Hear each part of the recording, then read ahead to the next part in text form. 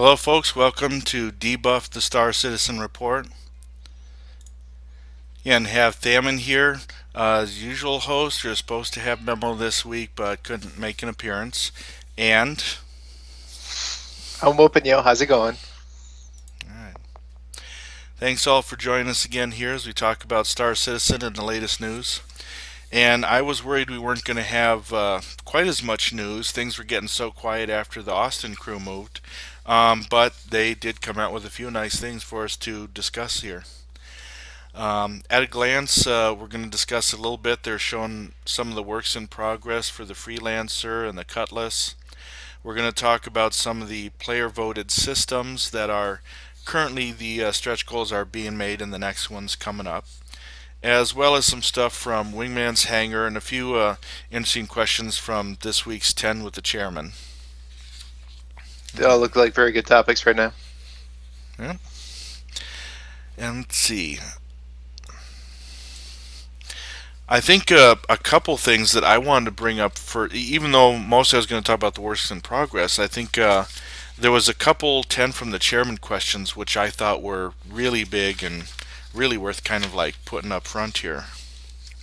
I'm glad to see that he's actually taking an initiative and talking to the community and actually seeing. So that way we can see what happens when we can influence a game and makes it more worthwhile. Yeah, I like that too, and then he's seeing, and even the wingman said, there's a few questions that have to be reserved for the chairman to answer. Hmm.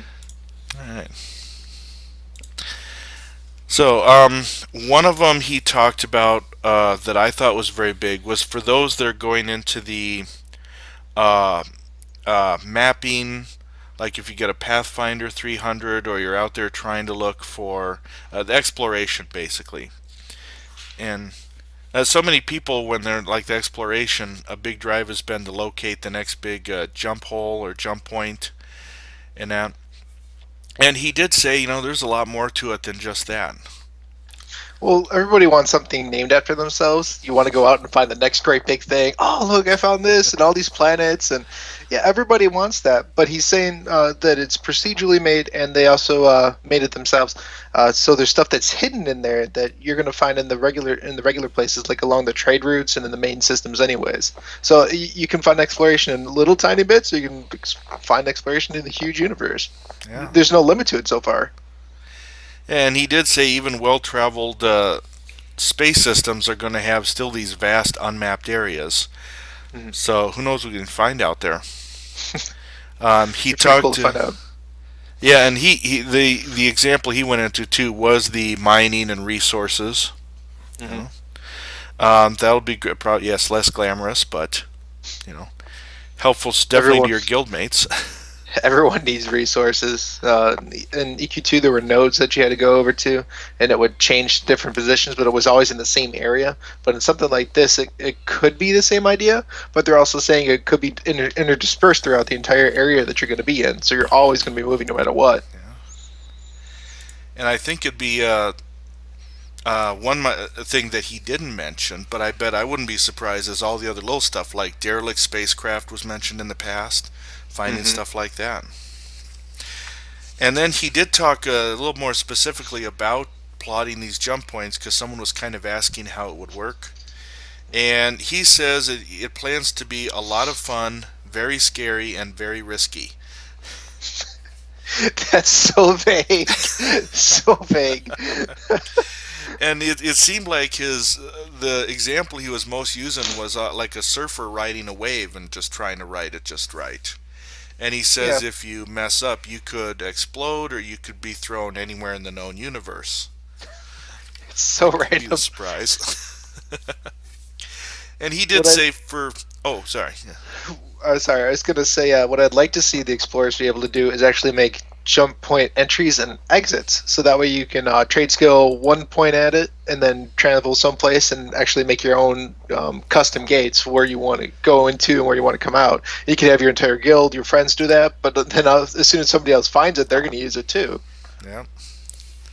So, but they also said, and they gave an example in one of their storylines there that you find a jump point, you can send the coordinates or send the solar system, submit it to the UEE, and supposedly a big reward attached to that. People find money for anything, dude. Let's see. He did mention though too that the way that the equipment works for when you are riding the wave or this jump point, or however it is that your equipment would be helping to tell you where to go within it, where to hit the right spots, and what timing to help you get through it. So that's a little glimpse on how that equipment can help you as well. Nobody wants to end up at a room with a moose. Let's see. And we did know, for those who missed it, that I think it was said that the Constellation is the biggest ship that can navigate a new jump point, or easily navigate a new jump point. I'm guessing still an Idris can jump somewhere or something like that. But I guess for the fun factor of discovery in that, even in a Constellation, you can. Idris is its own jump point, dude. They're still working out the innards. They were talking about they were remodeling some of the insides. They get the outside pretty well engineered, but they're still working on the inside. I'd probably like to be able to have, not that they really have respawn points out in space in combat, but I love it. I could, respawn maybe over on Arlia's Idris, and it's like, are any of the Hornets left? I can take off. Let's see. Another big question from 10 with the Chairman that I thought was also important for big guilds and guilds like ours that are international. I mean, we've got players all over the globe. Someone was asking how it will work having one server, and yet you've got all these mini servers across in other countries as well. Because the ping is going to be really different and all that. He did say that the local servers for like a country or whatever will be the one handling the local traffic. A master server is going to be the matchmaking server, which helps decide what's going to get handled where. And they did say, they'll try to match your friends, your enemies, PvP, PvE, and all that. And that's if the area is too populated to begin with. Space is still a vast area. But he did say that you can tell the game to manage that as well with your own matchmaking. You can tell it to favor your guilds and friends over, a fast ping. Mm-hmm. That'll be useful. That way you can play with more of your friends. But then how do you grow your guild? How do you get more friends? It's going to be a conflict of interest at some points. Hi groups. You're down in Australia, and we also have New Zealanders. However you say it. We've got friends down in the Oceanic Guild as well. They play Star Wars. I think they're on the Empire side. I can't tell them what's right or wrong, whatever. But they're good guys. But it's always nice to be able to play with them. We were able to play with Max, I think his name. Yeah, Max. He's over in the both Star Wars guilds on the Republic side in the U.S. and he's also in the Australian side. So he's able to raid in both sides. His ping sucks, but who can deal with that? You just gotta find different settings than what you want to do. But it's always good to play with your friends. And I like to point out to Mobius that it is not confirmed that the master server will be on the moon. Okay, I don't know where you got that from. All right. Been showing those guys a little slideshow too, some artwork that I've seen recently, just starports, cities. Few have been around, but a few of those I think are kind of new. So, otherwise, I was going to say, going on or stepping back a bit, we'll come back to the 10 from the Chairman. They have those works in progress they released recently on the Freelancer and the Cutlass. And I don't know, Woopnyo, you don't have either of those ships, or any interest in either of those ships? I would like them both, but I don't have either one of them. No, all I have so far is the Aurora. I'm not really willing to spend another $100 on the game that I don't have yet. I think both ships look cool. For some reason, I don't know why. I'm just weird. The Freelancer reminds me of the Millennium Falcon. I don't know why. It really doesn't look like it, but just the cockpit itself makes it. That's the way it makes me feel. I was clicking a button there. I think so too. I mean, they kind of said the Constellation was like it, but I don't know. You kind of look at the cockpit. I think the Freelancer Yeah, is too. All right, and the Freelancer. So I'm starting to throw a slideshow up here. Shows the works in progress from the very early models they had, um, including some styles in which the cargo hold was going to be underneath the ship. And we see the kind of extended to the rear roundish wing designs that they used to have, and different iterations that the cockpit went through as they tried to figure out the visibility. And I folks like still didn't. I like how they changed the positions of the wings and the engines. Makes them really show off what they've been able to come from and the evolution. There's even one in there about the missiles and how they're being too close to the engines and how you might get the thrusters might set off the explosion in the rocket. The guy's like, "Oh yeah, we just have too many on this show." But I think it's like Jim's slide. We have got a good picture of it. But it's good to see this. It's interesting too. I mean, we've got one coming up here that shows all different like designs of the chairs and all that. A lot more drawing than I would. I personally, as an artist, might draw three different chairs and just say, "Okay, that's your choice." If I'm gonna sit in a chair that long, it better be looking good. Yeah. But I try to remember his other stuff. The Cutlass, the chairs, they actually move. It says in the videos or in the slideshow. Oh So yeah, that I way, was gonna. yeah. Oh, which one? Yeah, I was gonna get to that one point too, because Sorry. that was a big point. Well, I was just trying to think. Yeah, I was trying to think. Finishing up the Freelancer, yeah, of course. A few arguments was those like forward window struts. There was a lot of other stuff with their internal design and trying to make things work. Early folks that had theirs in the hangar remember that you could drop the rear cargo doors, and you could slide slash fall down them, but you couldn't get back up. And they changed that. They extended the door a bit. I'm going to take off the slideshow for a moment and show you the new Freelancer window.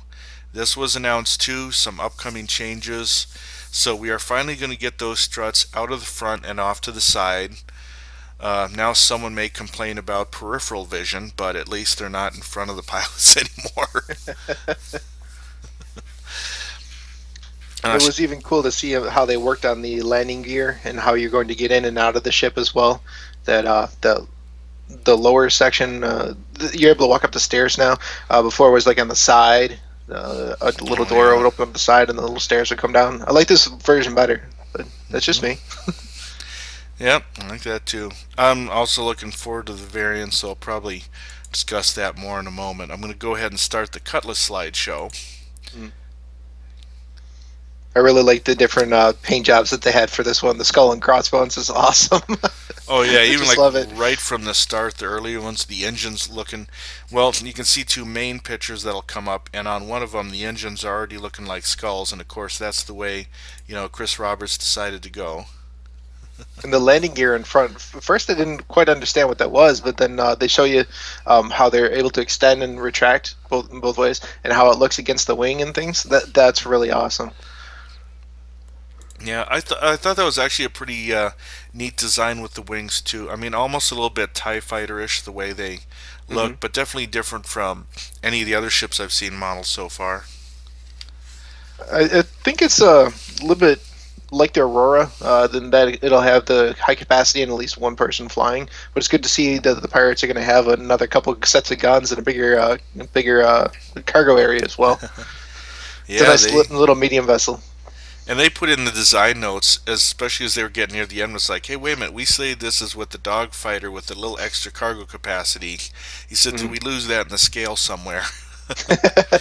But I bet if you compare this to the Avenger, which has been also kind of compared close to it, then they're pretty similar. You got the two pilots, and you got plenty of room in the back for some stuff. And a turret shooter and whatever else you got on there. But yeah. Yeah. And you were saying about the seats. I know I interrupted you. It's okay.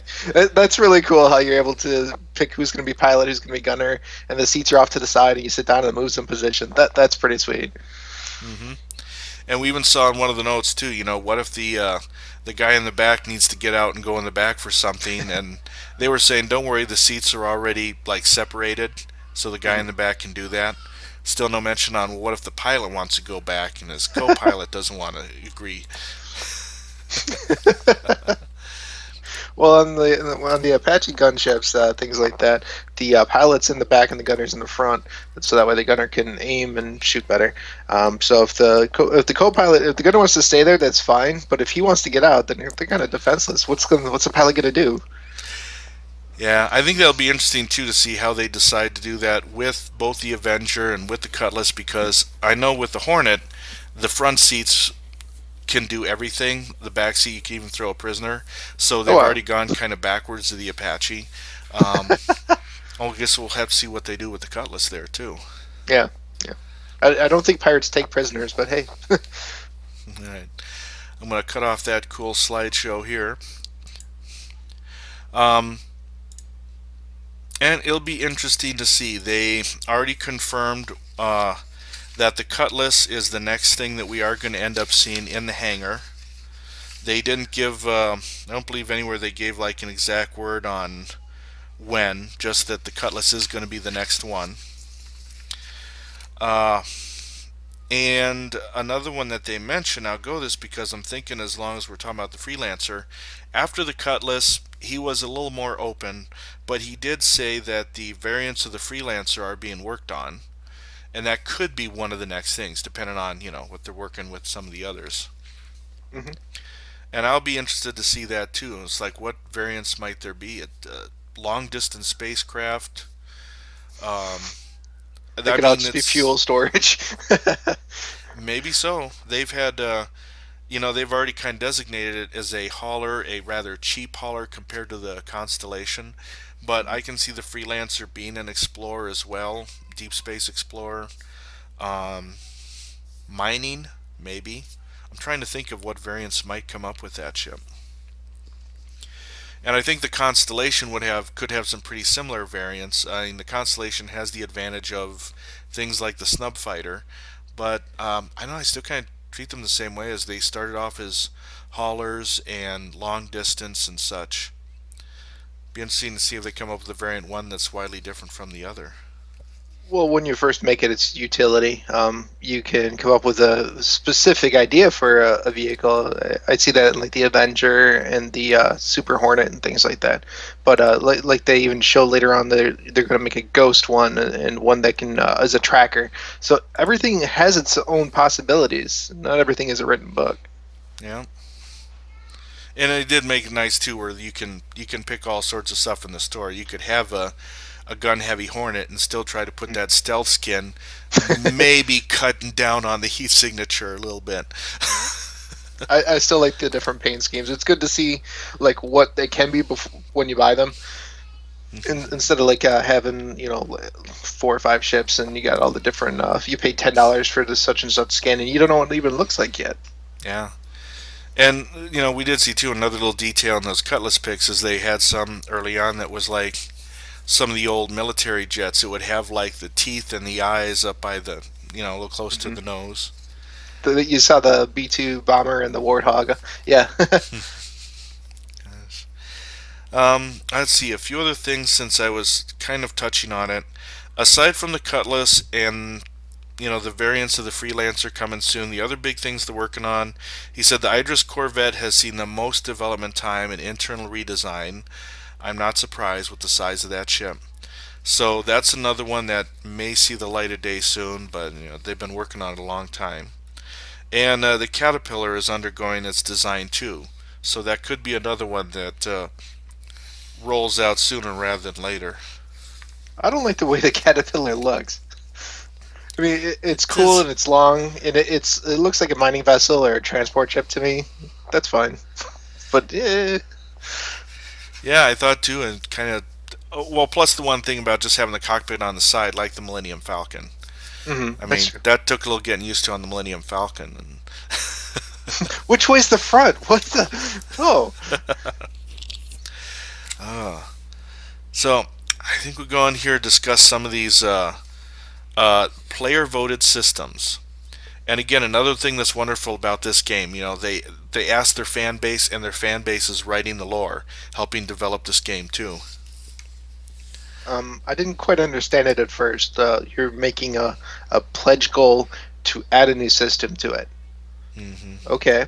But the more I thought about it, they're actually adding more content to it. These are more places for you to harvest. These are more places for you to hunt. More places for you to go visit these lands.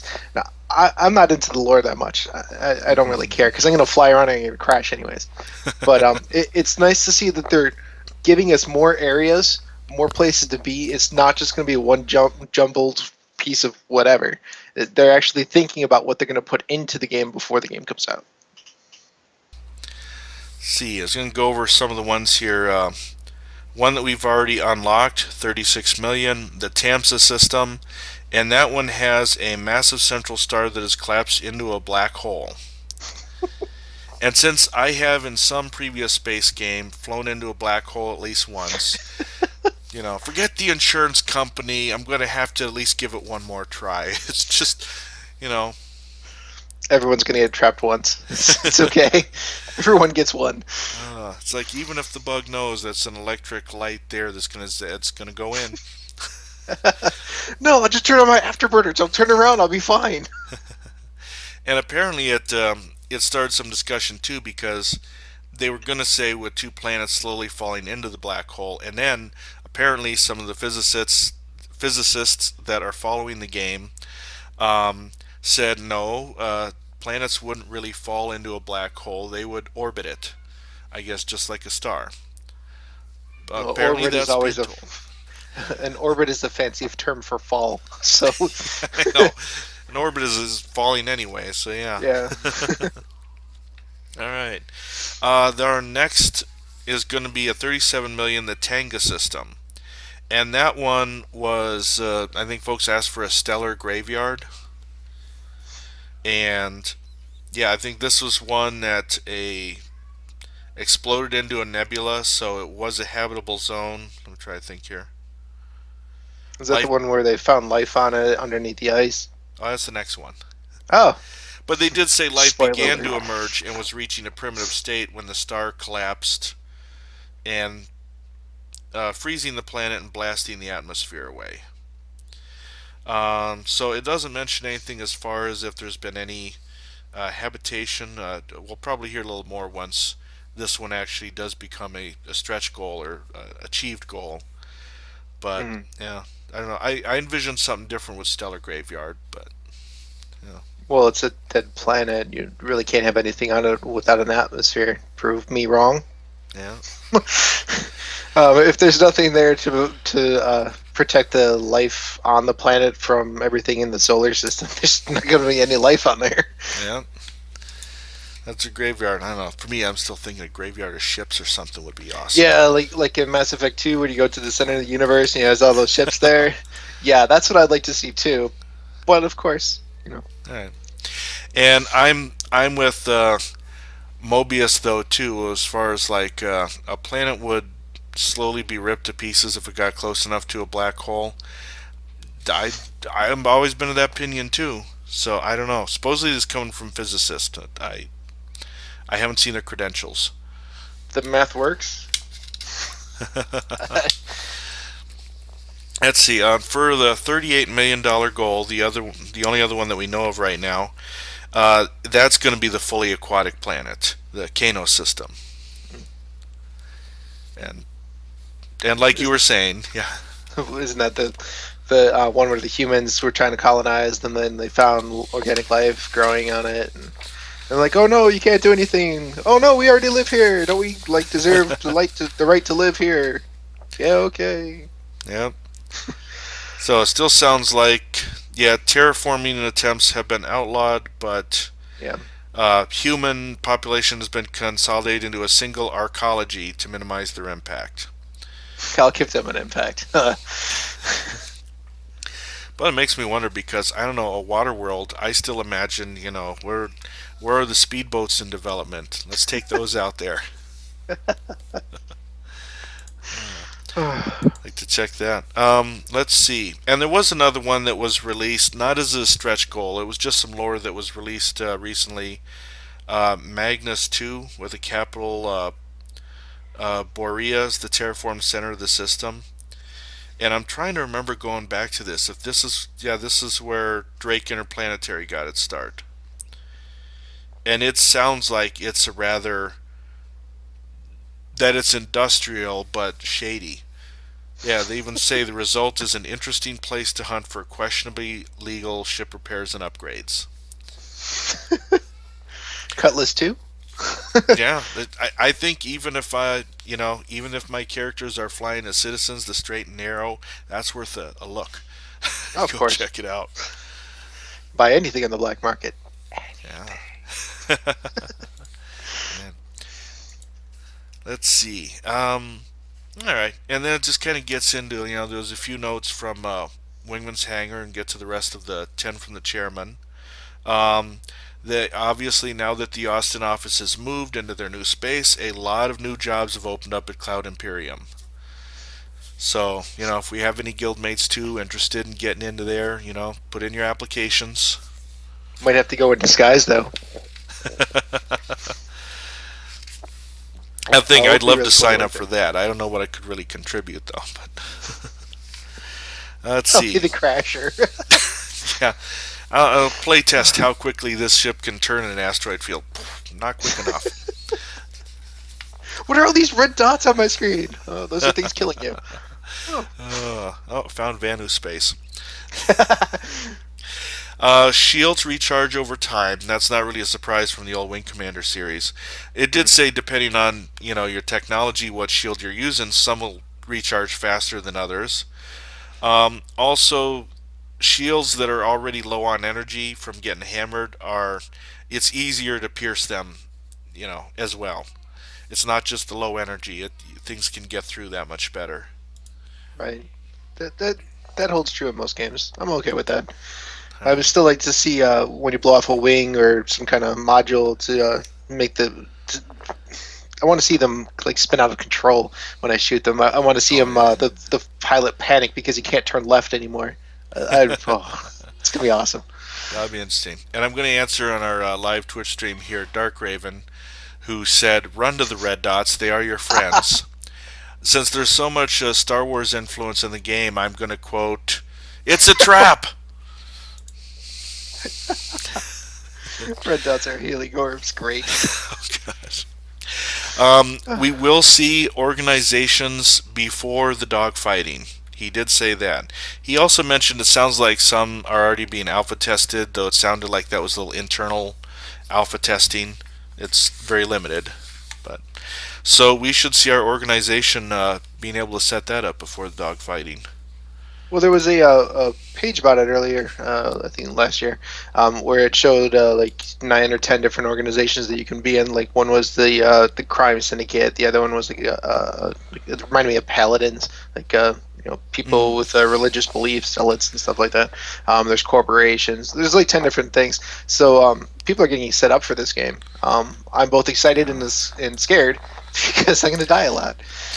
It was amazing right out of the Kickstarter, and as soon as they had a web page, there were organizations forming, and I know we're trying to figure out, well, how much of an MMORPG is this going to be with guilds and that. Well, huge. Sounds like. Sounds like the only skills you're going to have is yourself, so it's not going to be too much RPG, other than if you could shoot somebody down. And we'll still have to see how some of the skill systems work. I'm not thinking as much of the mining as they said players could try to make a living like overclocking things. I Hmm. still wouldn't be surprised if there might be even like a physical player skill for that, hitting the right buttons on the controller real quick. Or I don't know. We'll see. It'll be a Twitch game. Let's see. Of course, there was an overhaul to asking developer questions, so a big change to the website to kind of streamline the questions and answers. All right, let's see. There will be on the planets weather differences from time to time. That was mentioned. I would be interested if there might be any, not like you think of weather phenomenon in space, but maybe. Solar winds. Yeah, solar winds, meteor shower come through, something.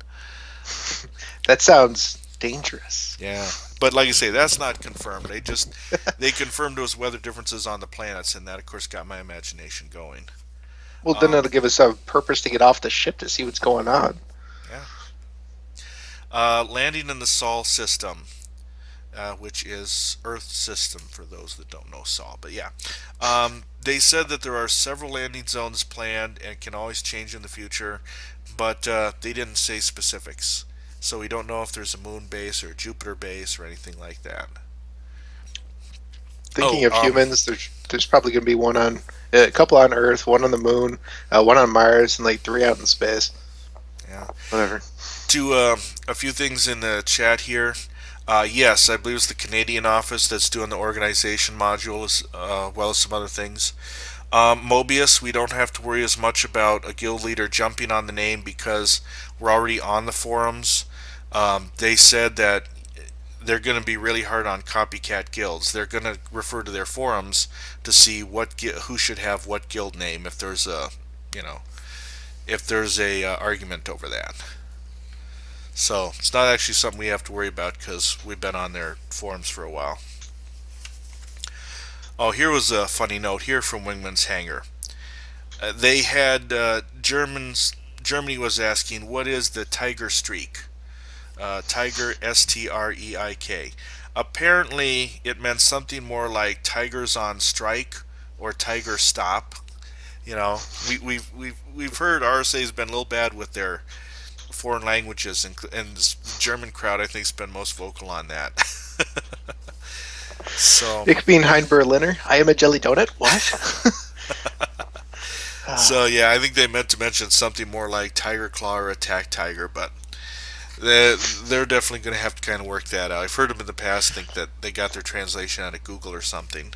Paddlefish. Yeah. All right. And that was Wingman's Hangar, so I'm getting back down to the 10 for the chairman here. He did give a reminder because he had a question from someone who is probably a newer backer. If you are captured by an enemy, that other player will then have a cargo version of you. You will be restarting somewhere else and with a penalty. And that can vary depending on the situation, I guess, but you don't have to worry about, when's this guy going to drop me off flying around space or anything like that. Not sure how much I like that. I don't want somebody to capture me. I'll probably die first. I'm gonna die a lot anyways. But. Well, he did say smugglers, you can eject and someone can capture you. They gave a little incentive for the bad guys to grab you and sell you as a slave, and for the good guys, there's collecting the bounty on the pirates. Okay. Oh yeah. Then it gets to actually where the MVP post was, that brief introduction to black hole physics. So there is the forum post over there, which I'm sure has been bumped with a lot of hits. If someone wants to read into planets don't just fall into black holes and such. He was talking about alpha and beta wipes. He says that some early stuff may be wiped, but they're not currently planning a beta wipe for the backers in the Kickstarter backers in beta. He kind of sounded like though there still might be stuff up in the air, or at least he didn't nail down specifics. It does sound like for the sake of the Kickstarter backers, he does not want to do a beta wipe. So that's, I think, the latest there. I would think that you keep the beta stuff there. It's going to reset eventually anyways, with people experimenting and trying new things and dying and crashing into suns. But when the game actually hits live, it's better to have a clean slate. 3 days ahead of time, okay, big deal. That'd be fine. But when you start the new game, make it new. If we already know what to expect and we already know how it's already set up for ourselves, then that's easy street. Yeah, I certainly think with the kind of stuff I might run into in beta, I wouldn't mind having a little wipe for those early mistakes that tend to happen. That reminds me of a Final Fantasy game that was released in Korea first, and then the Americans got the hands on it, and it mattered if you died because the more times that you were successful killing the enemy, the PvE, versus how many times they killed you, you had more access to more areas, like harvesting wood and stuff like that, and lumber. But as soon as the Americans got in, and we were brand new people to the game, we didn't know what the hell to expect. Koreans were already playing it for like a month or two. There were so many death tolls that we weren't able to use those areas for crafting for like 3 months. It's crazy. Oh wow. Let's see. Work on the rest list here. There's not too much more. We're already 6:38. It's getting late. If anyone does have last questions about what we discussed, go ahead and type it in the Twitch chat here. Um, there was they talked about someone wanted the funeral sequences when losing a wingman in Squadron 42. They said that'll be in because that helps with the immersion there too. I hope we can skip that for me. Oh, hopefully there will be a skip button if you want. Yeah. Organizations. The long-term goal is that yes, organizations might find a jump point and be able to jump in, colonize planets, building stations, defending it. So you can discover a system and try to claim it and move your stuff in right away. But that won't happen in the short term. So it is on the horizon, though. And it also said there will be short distance radio if you're just simply trying to send out a message to anyone in the immediate area, like help or something else. So that'll be It, out there. they was talking about VoIP, voice over IP, so that way you don't have to have Steam like our guild uses, or Ventrilo, which we have used in the past. There's plenty of other options that you can use, but actually in the game it makes it a lot easier to live. Yeah. We've Let's played a see. little Rust, Daisy, and what was the last one? Nether. Yeah, yeah, it helps when you're able to talk to somebody. Yeah. They did confirm too. This is the last thing I have, that big ships may have to dock somewhere in orbit or something like that, and you end up taking a shuttle down. I'd like to see the shuttle. That was a smart move for them to for the Idris, whatever it's going to be, or the other destroyer class, whatever it's going to be, to dock with the main space station. And it doesn't necessarily have to be a shuttle. If you've got another ship with you that's in the docking bay somewhere that you carried with you, whatever you want to use. If you're going to use a regular shuttle, that's fine. I want to see it though. It's like give me like a little cockroach from Mass Effect 2. It's going to be the shuttle transport from Star Trek, something like that. I want to see Yeah. it. I think that would be awesome to see too, and something they'll have to design eventually. Because I figure there's going to be other kind of little transport, so there's plenty of reason to have a little shuttle-like vehicle. Although after you said that, then I thought with the Idris, it's like, okay, the rest of y'all can go down on shore leave on the shuttle. I'm taking one of the Hornets here and going down. Right, right. What if you have parked in there? Why don't you just take that down? That would be a smart move, I think. But then again, you have to go park that too. So whatever. Alrighty. Didn't see any other questions, so I think we're going to There's go one right ahead and there. wrap it up. Oh, Pay to win. which one? I guess I'm not seeing it. What do you guys think about pay to win aspect? Oh, okay. Um, I missed the question. From what all we've heard, I mean, now Chris Roberts says he's against pay to win. Obviously, there's still a lot of things out there that you can, buy with real world money and get in, which I know is always something I've always been leery about. But he did say that everything you can buy is in the game, so it's more like a shortcut. I mean, you can get it in the game, but he also hinted that the biggest rewards you can't buy. You have to get them in the game. You've got to fly into dangerous space. Even if you're a PvEer, you're going to be flying into space where everyone's kind of by default PvP and dangerous. So it does sound like there are a lot of rewards that you have to get in the game. I like the aspect of rewarding somebody for playing your game. I want to work towards something. It makes it more worthwhile. I care about that piece of aircraft more. The Aurora, I've got LTI. What do I care if it blows up? I'll just respawn 10 minutes later. I'll have another ship. Um, when I work for something, it's far more worth it. I understand being able to put money into something and getting a better ship out of it. If you want to spend 15 grand and get the 14 ships so that you can crash those, more power to you. That's fine. Doesn't mean you can necessarily fly them. Doesn't mean you necessarily know how to shoot them well, or can control them well. Whatever.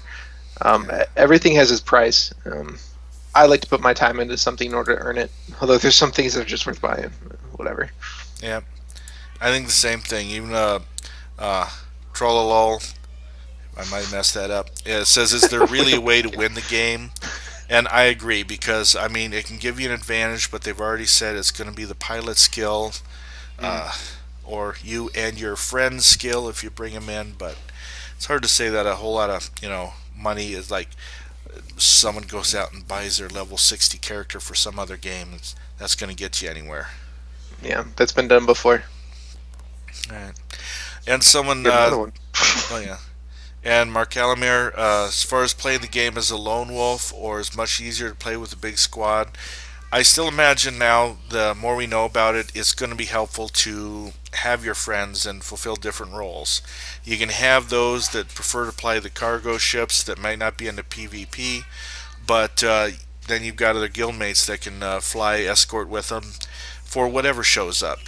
Other players, other computer opponents. So I think there is going to be a big social game and social advantage to it. Though it did say, people didn't sound like you'd tie your hands if you did want to play it alone. You can play either way. It looks like you're able to fly solo and do your own thing. But the problem is PvP and coming up along PvE pirates. I'm going to be mining a lot.